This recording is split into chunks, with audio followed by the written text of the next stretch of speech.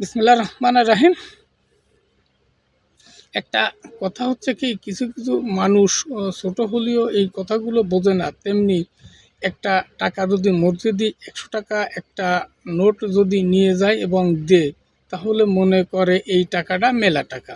কিন্তু এই ক্ষেত্রে যদি কোনো যাত্রা গান বাজারঘাট করতে যেয়ে যদি 100 টাকা দেহে, টাকা 100 টাকা এই কোনো টাকা নাই, এ তো এ দিয়ে কী করব, এ টাকায় তো কিছুই করতে পারবো না। তো এই যে কাজটা মানুষ বলে, এই কাজটা খুব নিন্দনীয় কাজ। মসজিদে দেওয়ার সময় 100 টাকা, সে মেলা টাকা, এত টাকা লাগে নাই। আর বাজারঘাট কোনো গান বাজনায় দিতে গেলে সে মনে করে এই সীমিত যে টাকাটা, তা এই কথাটা যদি সীমিত মনে করে যদি মসজিদে যেত, তাহলে আরও আয় উন্নতি বরকত প্রত্যেকটা মানুষের মনে হয় বেশি হতো। কারণ কথাটা বুঝতে হবে, শুনে এমনি রাগ করা যাবে না।